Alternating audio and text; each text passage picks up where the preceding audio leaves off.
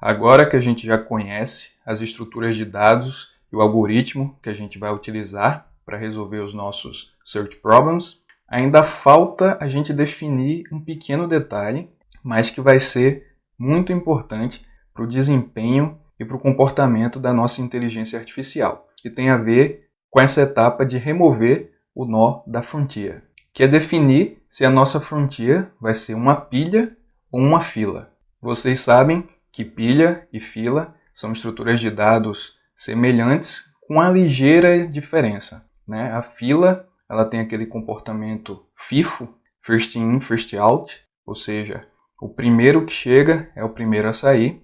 É aquela ideia de fila mesmo, como a gente conhece, né? Fila de banco, fila de supermercado. Aquele que chega primeiro, ele sai primeiro. E a pilha, ela tem um comportamento LIFO, last in, first out, ou seja, é aquela ideia de pilha mesmo. A gente vai empilhando as coisas, botando uma em cima da outra, uma pilha de pratos, por exemplo, e a última coisa que a gente coloca é a primeira que vai sair da nossa pilha. Então, com base nisso, a gente vai ter comportamentos diferentes na nossa IA. Dessa forma, se a gente estruturar a nossa frontier como uma stack, né, como uma pilha, a gente vai ter o seguinte comportamento. Vamos ver isso na prática. Naquele nosso exemplo de encontrar o caminho de A até E, a gente tem aqui a nossa frontier, a nossa fronteira, e a gente tem agora aqui aquela nova estrutura de dados, explored set, onde a gente vai manter o histórico daquilo que a gente já explorou, para evitar aquele comportamento de ficar indo e vindo de lugares que a gente já passou, né?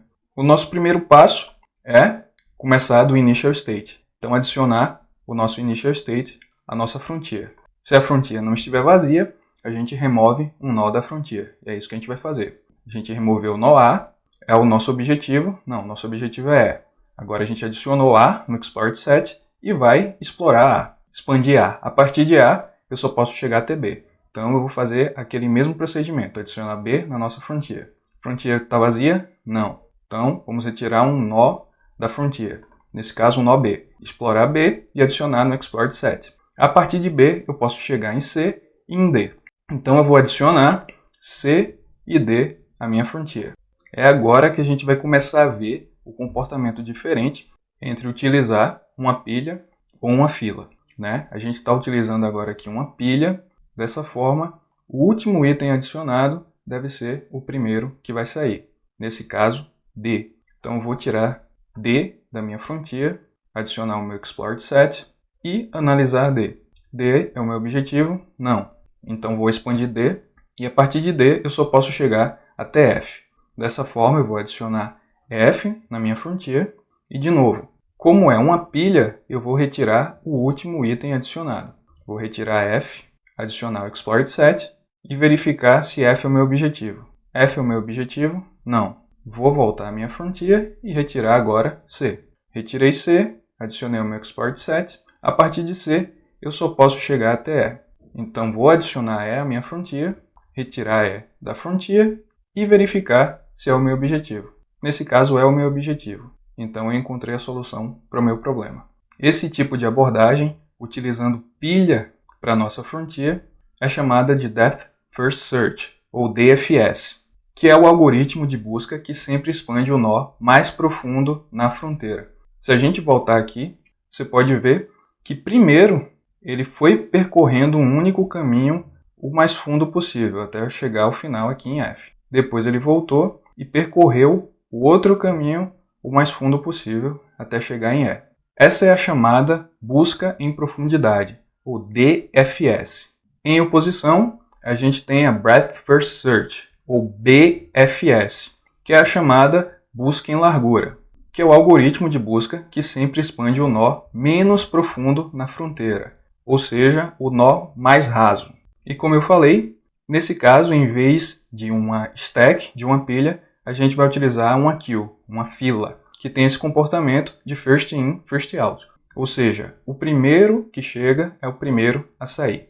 Utilizando o mesmo exemplo, a gente vai começar do nosso estado inicial, adicionar a fronteira, retirar esse nó da fronteira, adicionar o explored set, expandir o nó A, adicionar B na fronteira, retirar B da fronteira, adicionar o explored set. Agora, a partir de B, eu posso chegar em C e D. e vou adicionar C e D à minha frontier. Essa etapa vai ser diferente da etapa que a gente viu com o DFS, com a busca em profundidade. Agora, como a gente está utilizando uma fila, o primeiro a entrar vai ser o primeiro a sair. Dessa forma, em vez de eu retirar D, como na vez passada, eu vou retirar C da nossa fronteira. A partir de C, eu posso chegar até E, então vou adicionar E à minha fronteira. Dessa vez, eu vou retirar D ou E. First in, first out, ou seja, o primeiro a entrar é o primeiro a sair. Dessa forma, eu vou retirar D. Analisei D, a partir de D, eu posso chegar até F, então vou adicionar F na minha fronteira. De novo, E ou F? E foi o primeiro a chegar, então vou analisar E. Retiro E da minha fronteira e verifico que E é o meu objetivo. Então, eu encontrei a solução para o meu problema. Vamos agora ver um exemplo mais prático desses algoritmos em ação e vai ficar mais claro como cada um funciona e quais são as vantagens e desvantagens de ambos. Começando pelo DFS, ou a nossa busca em profundidade, a gente quer aqui, nesse labirinto, chegar do ponto A ao ponto B. Essas casas pretas, mais escuras, são os nossos caminhos possíveis. Essas em cinza são as nossas paredes, para onde a gente não pode ir. Então, utilizando o DFS, a nossa busca em profundidade, a gente iria seguindo um caminho mais ou menos assim. Aqui, nessa encruzilhada, eventualmente o nosso algoritmo ia ter que fazer uma escolha. Nesse caso, pode ser uma escolha totalmente aleatória. Vamos supor que ele pegou esse caminho aqui. Aqui, de novo, como tem mais de uma opção possível, também ele teria que fazer uma escolha. E ele pegou esse caminho aqui até que chegou num lugar sem saída. Então, ele não tem mais para onde ir. Mas perceba que ele pegou um caminho específico e foi até o fim desse caminho. Ou seja, foi até a máxima profundidade possível desse caminho. Dessa forma, ele vai ter que retroceder aqui no caminho, voltar à última encruzilhada ou à última escolha de opções possíveis que ele tinha e vai ter que fazer esse outro caminho.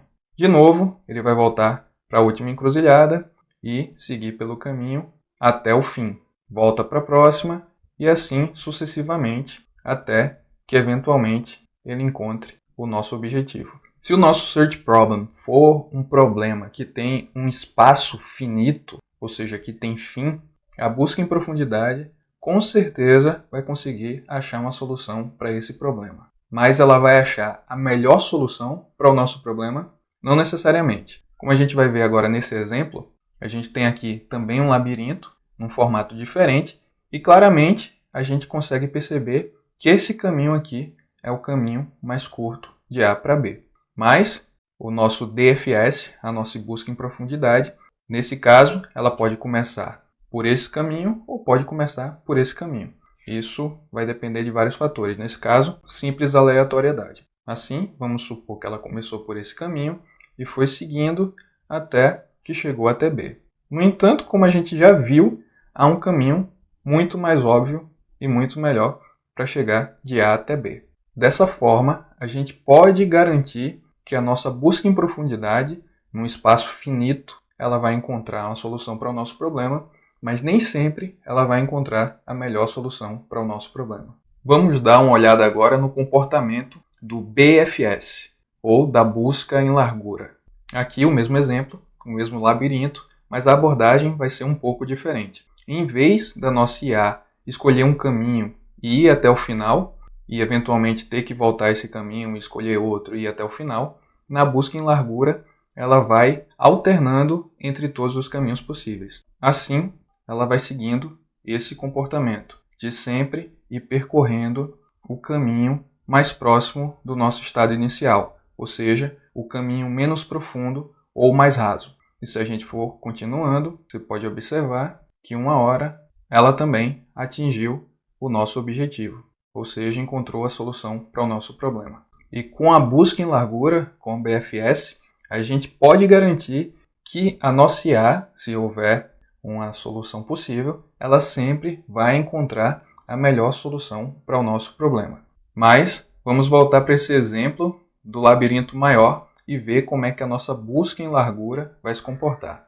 Ela vai percorrendo o caminho. Aqui a gente viu na busca em profundidade que a nossa IA ela ia escolher um caminho e ir até o final, e depois voltava pelo caminho e escolhia outro e ia até o final também.